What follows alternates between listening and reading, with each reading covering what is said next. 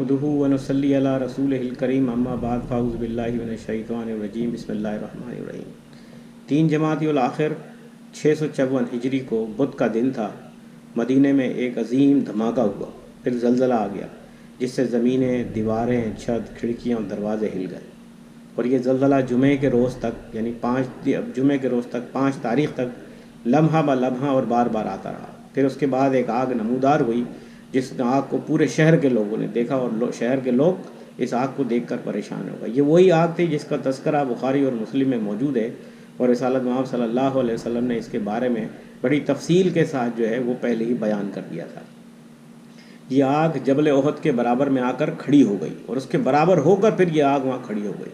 مدینے کے لوگوں کو نہیں پتہ تھا کہ کیا کرنا ہے، لہٰذا انہوں نے کیا کیا، وہ مسجد نبوی میں آئے، حضور علیہ الصلوۃ والسلام کے مزار کے پاس آ کے بیٹھ گئے، اور پھر آ کے انہوں نے اللہ کے حضور توبہ و استغفار کرنا شروع کر دی۔ 1 ماہ تک مدینے میں توبہ و استغفار کا یہ سلسلہ جاری رہا، پھر اللہ تعالیٰ نے اس آگ کو مسلمانوں سے دور کر دیا۔ آگ اتنی شدید تھی کہ بصرہ اور دمشق کے لوگوں نے بھی اس کو دیکھا، اور پھر اس کی خبر جو ہے وہ پوری ملت اسلامیہ میں پھیل گئی۔ اب اس آگ کا مقصد کیا تھا کہ مسلمان اپنے اعمال کو درست کریں اور اپنی صفوں میں اتحاد کو برقرار رکھیں، لیکن حقیقتاً ایسا ہوا نہیں۔ بغداد جو مسلمانوں کا مرکز اور کیپٹل تھا، اور جہاں عباسیوں کی حکومت تھی، اور طویل عرصے سے مسلمانوں کے درمیان میں اختلافات بڑے شدید نوعیت کے وہاں موجود تھے، خاص طور کے ساتھ شیعہ اور سنی حضرات کے درمیان ہونے والے اختلافات اور لڑائیاں آئے دن کا معمول تھا۔ اس آگ کے آنے کے ٹھیک 1 سال کے بعد وہ لڑائی جو پہلے سے چلی آ رہی تھی اس کو پھر شروع کر دیا گیا، یعنی اس آگ کو دیکھ کے ہم نے اپنے اعمال کو درست نہ کیا، لہذا پھر شیعہ سنیوں کے درمیان میں ایک بڑی جنگ ہوئی، اور اس میں ہزاروں لوگوں کے گھر بار کو تباہ و برباد کر دیا گیا۔ اور اس کے بعد کیا ہوا؟ اس کے بعد پھر اللہ تبارک و تعالیٰ کا دوبارہ ایک ایسا عذاب نازل ہوا کہ جس نے پوری ملت اسلامیہ کو تہس نہس کر کے رکھ دیا، اور وہ عذاب اللہ تعالیٰ نے مسلمانوں میں جو ہے وہ تاتاریوں کی صورت میں بھیجا۔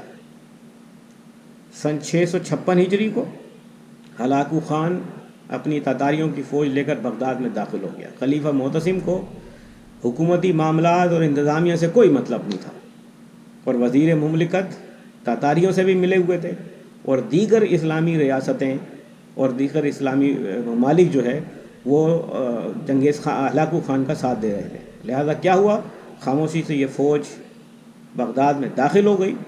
اس نے علماء کو قتل کر دیا، فقہاء کو قتل کر دیا، محدثین کو قتل کر دیا، علماء کو مار دیا گیا، نیک صالح لوگوں کو قتل کر دیا گیا، اور تو اور فوجیوں کو اتنی خاموشی سے قتل کیا کہ کسی کو پتہ نہ چلا۔ پھر خلیفہ معتصم جب ان کے پاس مذاکرات کے لیے گئے تو اس کو بھی وہاں قتل کر دیا گیا۔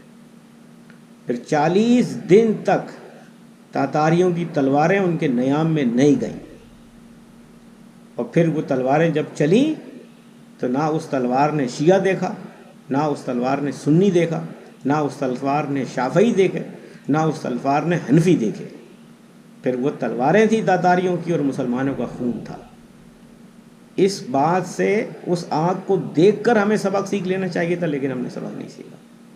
اور پھر اس کے بعد اللہ رب العزت کا عذاب تاتاریوں کی صورت میں جب بغداد میں نازل ہوا تو اس نے پوری ملت اسلامیہ کو تہس نہس کر دیا، اور اتنے لوگوں کو قتل کیا گیا کہ خون کی ندیاں بہہ گئیں وہاں پر، اور 5 سال تک مسلمان اس خلافت کے یعنی مسلمانوں کا کوئی خلیفہ منتخب نہیں کیا جا سکا۔ تاتاریوں نے اتنی تباہی پھیلائی، لیکن پھر کیا ہوا اس کے بعد بھی دیکھ کر ہم نہیں سمجھے۔ اور مسلمانوں کے یہ اختلافات شیعہ سنی اور نسلی اختلافات بڑی تیزی کے ساتھ مسلمانوں میں آج تک ہوتے چلے آ رہے ہیں، اور آج کے دن خصوصیات کے ساتھ پاکستان میں نسلی تعصب اور مذہبی اختلافات اور فرقہ واریت یہ اس نہج پہ پہنچ گئی ہے کہ اس وقت لوگوں کو یہ سوچ لینا چاہیے، ارباب اختیار کو یہ سوچ لینا چاہیے کہ پاکستان کو اگر بچانا ہے تو کیا کرنا پڑے گا۔ علامہ اقبال نے کہا تھا کہ فرد قائم ربط ملت سے ہے تنہا کچھ نہیں، موج ہے دریا میں بیرون دریا کچھ نہیں، افراد کے ہاتھوں سے ہے اقوام کی تقدیر، ہر فرد ہے ملت کے مقدر کا ستارہ۔ جو باتیں میں نے تاریخ کے حوالے سے بیان کی وہ اس پریزنٹیشن کے آخر میں آپ کو حوالوں کے ساتھ مل جائے گی۔ اللہ تبارک و تعالیٰ سے دعا ہے کہ اللہ تعالیٰ امت مسلمہ اور خصوصیات کے ساتھ پاکستان کو صوبائی، نسلی اور فرقے وارانہ تعصب سے بچا کے رکھے اور ہمارے ملک پاکستان کی حفاظت فرمائے۔ وما علینا الا البلاغ۔